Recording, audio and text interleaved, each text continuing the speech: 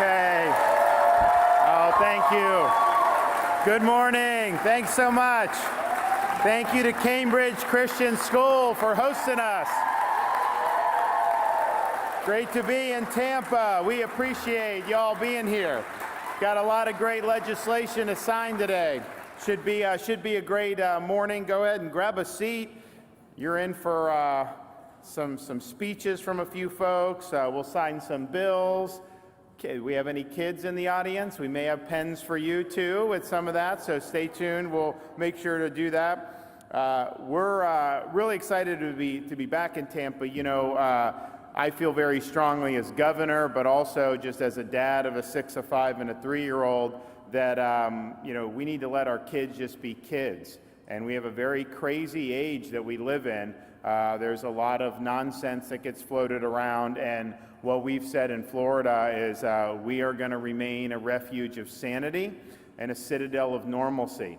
And kids should have an upbringing that reflects that. And I think that there's a lot of emphasis in other parts of the country and our society as a whole to take that away from them. And we're not going to let that happen here in Florida. And today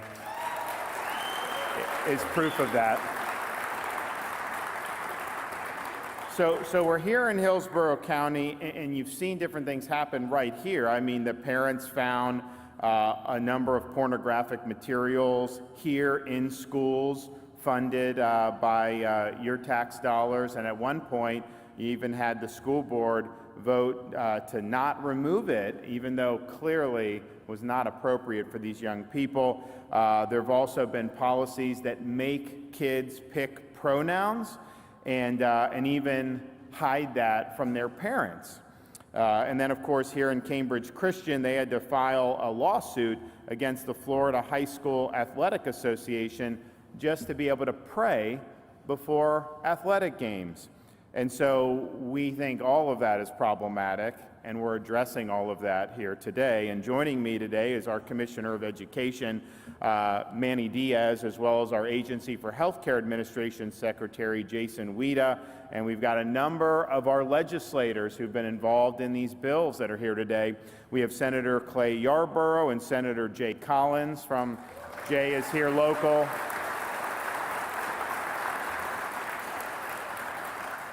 We have Representatives Randy Fine, Adam Anderson, Linda Cheney, Ralph Masulo, Robert Brackett, Jennifer Kennedy, Karen Gonzalez Pittman, Fred Hawkins, and Laura Saunders Plakin. Welcome to all the legislators, and thank you for being here.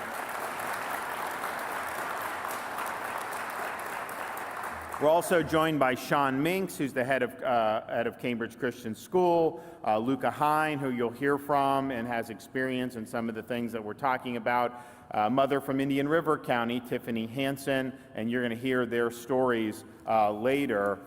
It is important that we stand up for our youth, and we're doing that in a number of ways here today. Some of the stuff is kind of sad that we even have some of these discussions.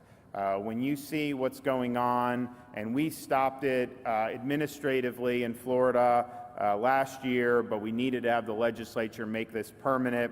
You have a movement amongst, I would say, rogue elements of the medical establishment to do things that is basically the mutilation of minors. I mean, they're trying to do sex change operations on minors, giving them things like puberty blockers, and doing things that are irreversible to them. And that is not based on science. That is not based on evidence. In fact, you have had countries that have tried to do this in Europe, and they recognize this was very harmful. And so now they don't do it, places like Sweden. And yet here in the United States, you have a very, I would say, ideologically charged small group of folks within medicine that are really pushing these types of procedures on minors. We think that that is wrong. In Florida last year, we took action so that no physician that does those procedures are going to be able to keep their medical license. So that's gone if you do this, which is great.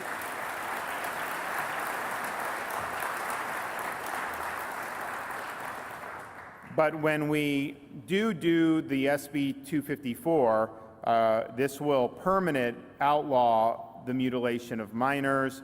It will outlaw the surgical procedures and experimental puberty blockers for minors. It will also require any adults receiving these surgeries to be informed about the irreversible nature and about the dangers of the procedures.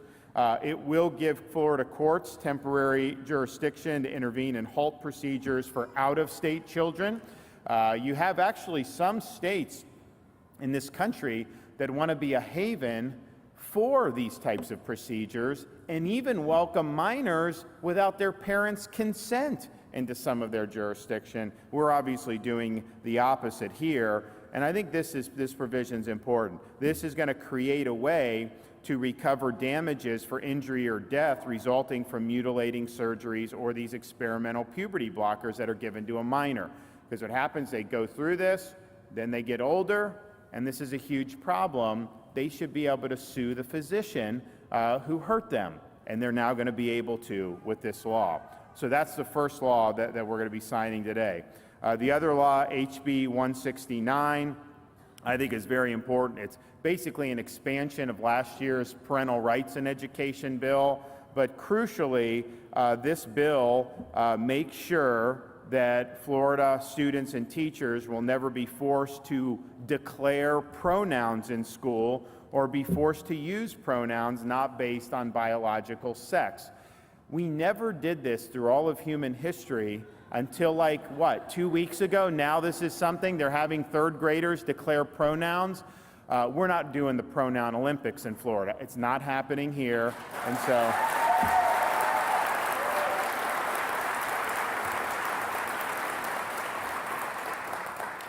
so that will be protections for people. Again, let the kids be kids, let them be in school like normally, and it's inappropriate to force them to try to choose these pronouns and to do that. This also expands what we had last year. They said no sexuality or things like transgender ideology or gender theory in grades K through 3. Actually, what you saw is some people are trying to jam it into pre-K to get around that law.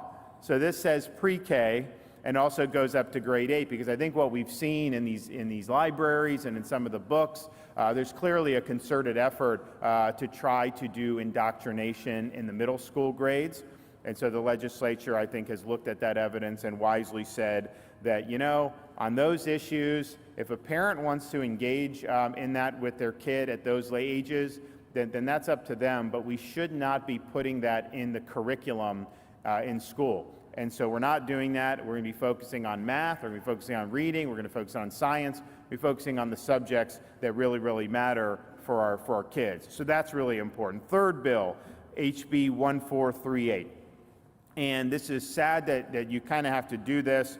There's these adult performances, there are these these drag shows, sexually explicit in what they're doing. And look, adult entertainment, people can do what they want with some of that, but to have minors there, you'll have situations where you'll have an 8-year-old girl there, where you have these really explicit shows, and that is just inappropriate. And I think in Florida, what we've said, and we've taken some action administratively already against some of the offending establishments, but the reality is we needed the legislature to come in and really, really clarify that if you are an establishment that's having adult performances, you have an obligation to make sure that these young kids are not permitted in the premises. And we're going to hold you accountable if you're not meeting that obligation. There's certain things we would never say it'd be okay, to have a 12-year-old at some of these things. And so we want to make sure that is uniform.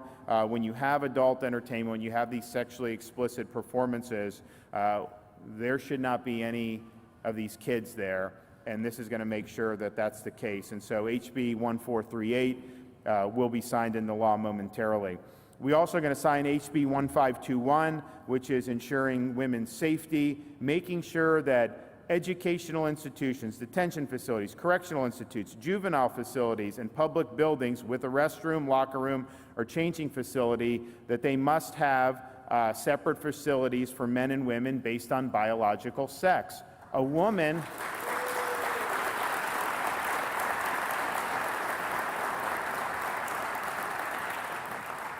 a woman should not be in a locker room having to worry about someone from the opposite sex being in their locker room. And it's happening with athletics, with our girl athletes and women athletes, also with some of these other things, whether it's a prison situation, whether it's just these restrooms. We want to make sure that our girls and our women are protected. And so this bill does that and makes sure that they're not going to be exposed to situations that are not in their best interest. And then finally, HB 225, expanding access to youth sports. This is going to do a number of things. One, it's going to allow private school, virtual school, and homeschool students to participate in sports and extracurricular activities at public or private schools, regardless of their zip code. We think it's important that they're able to do that, and this is going to expand that ability here in the state of Florida. It also preserves the First Amendment right to speech, including public prayer at the beginning of high school sporting events. How do we get into a situation, and you're going to hear from the school here about not allowing prayer before a game, the athletic association somehow putting the kibosh on. I'm sorry, you have a right to free expression of religion. If government is denying your right to say a prayer before the game, they are infringing your speech. You're not violating anything by doing that. And so for them to do it is discriminatory. So we're making sure, and the idea that we would have to litigate this in court is really, really unbelievable. So Sean Minks is going to come talk about, what they did here. But it's sad that we in this country have a high school coach from Washington State. After the game, just would go to the midfield in football, say a prayer. Some people wanted to do it, some didn't, that's fine. So he leads people that wanted to do it in prayer, and he got suspended from his position by the school system up in Washington State for that. He had to go all the way up to the U.S. Supreme Court to be able to get his job back and to say that you didn't do anything wrong. So we're going to make sure we're protecting people, and we're making sure that they have the ability to speak and to pray, as they see fit as individuals. And part of the way we're going to be able to do that is we have a high school athletic association, Florida High School Athletic Association, and it's not really subject to much accountability. It's kind of just been there as a private body. What this bill does is it imposes oversight over it. It allows more gubernatorial appointments and the like. And part of the reason we need to do that is we passed 2 years ago the Fairness in Women's Sports Act to say we're going to make sure our girls and our women athletes are able to compete with integrity. And you can't be competing on the men's team for 3 years, switch to the women's, and all of a sudden you're the champion? That is not right. And so we wanted to make sure that we were ensuring fairness for them. It took them like 18 months to be able to implement that through the Athletic Association. And I'm just thinking to myself, that should have taken a couple weeks to be able to do. I also remember when COVID was going on, we made the decision earlier than just about any other state that our schools were going to be open. Kids needed to be in school. You can't just lock them out of life. And we said they need to have youth activities in the summer, and sports should be there when the school year started in the summer of 2021. And there was this whole hubbubaloo about whether the Florida High School Athletic Association was going to allow sports. And they had a lot of people kind of give statements in front of a hearing that they did. This was sometime in the summer of 2020. And these are all people that were on their medical advisory board or something. And almost every one of these physicians said that it would be catastrophic to allow kids to compete in sports because of COVID. Now, that was crazy to say even at the time. And I knew that was false. And we said, you have a right to play. If you don't want to play, then don't play. That's fine. I get that. But people wanted to play. And a lot of these medical people were trying to shut it down. And fortunately, we were able to really work hard and save the sports season for kids. But had we not done that, that would have been really, really negative for a lot of families throughout the state of Florida. And I remember going to football games that fall And I'd go to the locker room and tell the kids, I was like, hey, be thankful you're here in Florida. Because if you were in California, you'd be on your couch right now. You would not be on a football field because they didn't let them play sports. But seeing that, and I think, like, how could you be a doctor and have every one of these physicians just be so wrong about what was going on? There was not major COVID risk for high school athletes. They needed to be playing. There's far more damage that would be done by locking them out of sports than by putting them in sports. And so we were able to get over that hump. But yeah, I just look back and I'm like, there needs to be some changes at this organization when you have that type of advice coming in that was just so detached from reality and was really more based on hysteria than based on sound science. So that will change when we sign this. So all in all, this is an incredible package of bills. I think this is something that we just made the decision as a state and me as governor to just say, we're protecting kids, and we're going to protect kids when it's popular. We'll protect kids even when you take some incoming as a result of maybe offending some ideologies or some agendas out there, but that's fine. We're happy to do that because this is important, and I look forward to signing these momentarily. And we'll be signing it, of course, as governor, but also just as a dad. I appreciate the legislature stepping up and making sure that we're going to have strong environments for our kids to learn and to grow as Floridians. Okay, Sean Minks, head of Cambridge Christian School, come on up.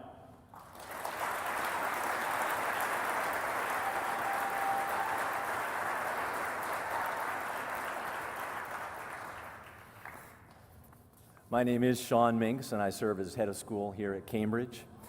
And on behalf of the students, staff, teachers, and school board, I'm pleased to welcome Governor DeSantis to Cambridge Christian School. We are grateful for his leadership of this state. Cambridge Christian School partners with parents and the church to minister to students and families by sharing the message of Jesus Christ and the Bible. We are focused on providing our families with a rigorous educational experience that also allows the students to grow their talents in the arts and athletics. Serving students from 1-year-old through 12th grade allows Cambridge to partner with families literally from infancy to diploma. Partnership with families should be the goal of every school. Today, Governor DeSantis makes the families of the state of Florida an equal partner in education. When families are partners in education and the values they hold are prioritized, students excel. From the beginning, now 60 years ago, Cambridge has sought to raise up future leaders who academically, socially, and spiritually serve the local and global community for Christ. But 7 years ago, that commitment came under question in a request to pray over the loudspeaker at a football game. By banning a pregame prayer over the loudspeaker, the FHSAA sent a message to our students that prayer is inappropriate to lead publicly in large forums.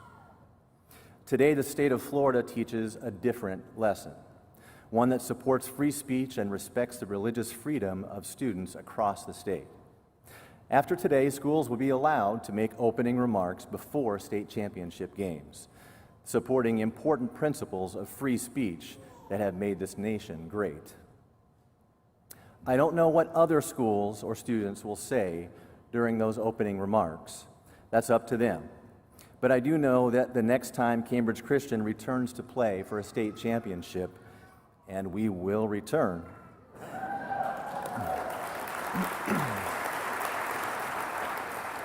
we will pray over the loudspeaker before kickoff.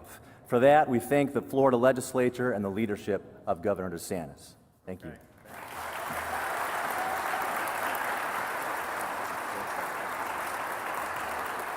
Okay, Luca Hein, come on up.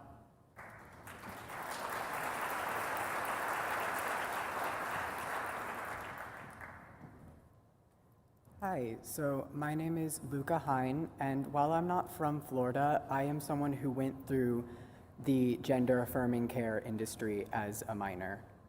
And a little bit of background about me. I was a teenager with multiple comorbidities and mental health issues who was struggling and was put down this path instead of given the help I actually needed, resulting in the first medical intervention I ever had being a double mastectomy at 16.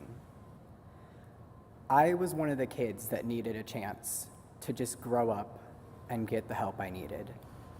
I was one of the kids that needed the adults to step up and do what is right. And I've worked with kids. I've seen how they experience the world, and they experience the world in this very magical and innocence-filled way. And introducing kids to these concepts, making them a permanent patient of the medical industry, is taking that away from them. Children deserve a chance to grow up whole and discover themselves in a way that will not link them to an experimental medical industry for the rest of their lives. I will live with the results of what was done to me for the rest of my life, including all the health issues I deal with because of it. But other kids don't have to now, thanks to what has gone on here in Florida. And I applaud Florida for going through the medical board and now protecting kids in a more permanent way via legislation. Kids deserve a chance to grow up, and that is what is happening today. It's not about hate. It's about giving kids a chance to grow up whole. Thank you.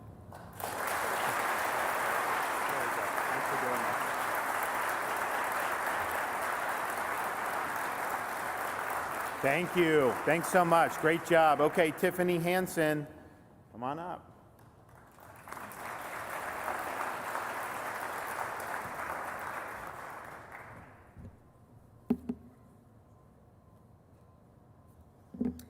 Good morning. My name is Tiffany. I am a mother of 5 from Indian River County. When I send my child to school, I expect their education to be at the forefront of what they are being taught. Unfortunately, children are being coached, coerced, and indoctrinated with transgender ideology. I have seen it firsthand in more than just one of my kids.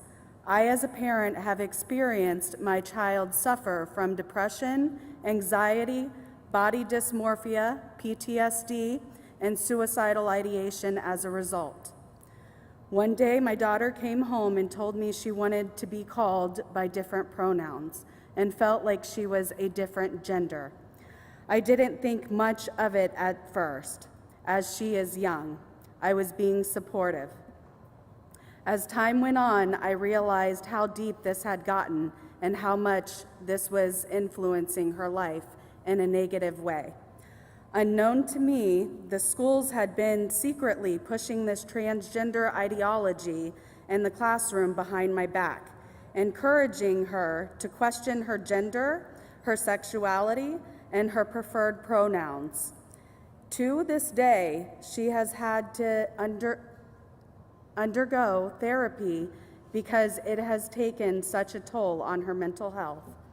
It wasn't just her. More than one of my children have come home telling me the exact same thing. They are being taught to question their entire identity by schools. These are 4th and 6th grade kids we are talking about here. This ideology can be seriously damaging to children, forcing them to question themselves to the extent that they have body dysmorphia and suicidal thoughts in 4th grade. This has to stop now. As someone who has also had to deal with personal childhood trauma in the past, I understand what it is like to be this young and feel these feelings. I am against this, not for religious reasons. I am standing up because I am a parent, and nobody gets to raise my children except me. When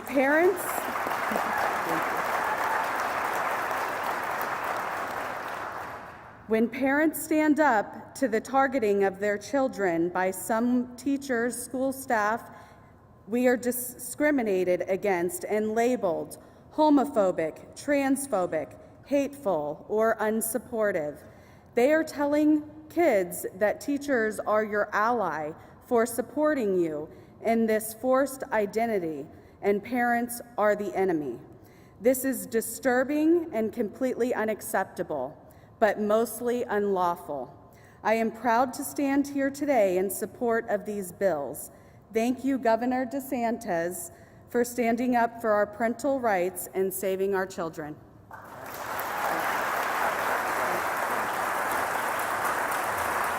Okay, Clay.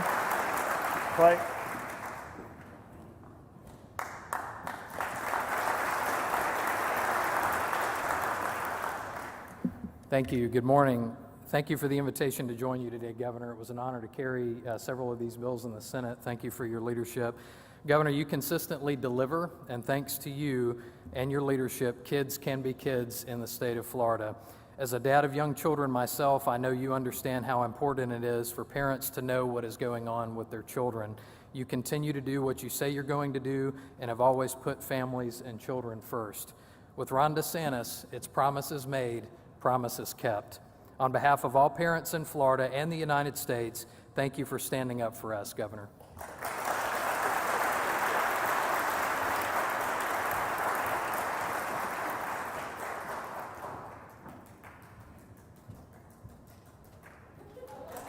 Well, thank you. Thank you. I'm Randy Fine, and I had the privilege of carrying a couple of the bills the governor mentioned a little bit earlier. But the important thing for people to know is there is evil in this world, and we are fighting it here today. And the most important job that I have, the most important job the governor has, is that we are parents of children. And when I try to explain to my 11-year-old the bills that I file in Tallahassee, when I try to explain to my 11-year-old what bottom surgery is and what top surgery is, what adult entertainment is, there's no age-appropriate way to do that. The fight that we have had here in Florida is about the fundamental nature of childhood itself. Because the other side believes that 8-year-olds should pick their pronouns, that 9-year-olds should read books about sex, that 10-year-olds should be able to take puberty blockers, that 11-year-olds should be able to get experimental drugs, and 12-year-olds should be able to have healthy body parts cut off. In the state of Florida, we have said this is going to stop. And we're going to do it because God does not make mistakes with our children.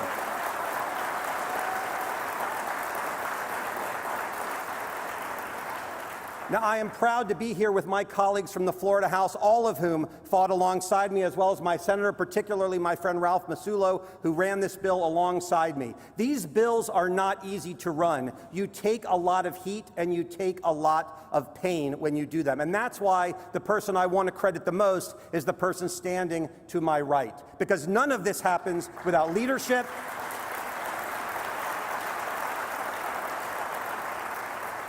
None of this happens without being willing to take the punches, to hear the names, to lean in, because we are right. There is evil in this world. We are standing up for our children. At the end of the day, Ron DeSantis and this legislature, we fight for children. Thank you very much.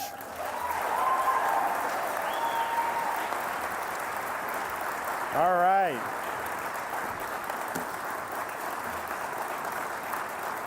Thank you. Great job. Thanks so much. All right. Well, appreciate that, and we're excited to be able to sign all of these bills momentarily. So I don't know, do we have some of the students? So whoever wants to come over here on stage, come on up.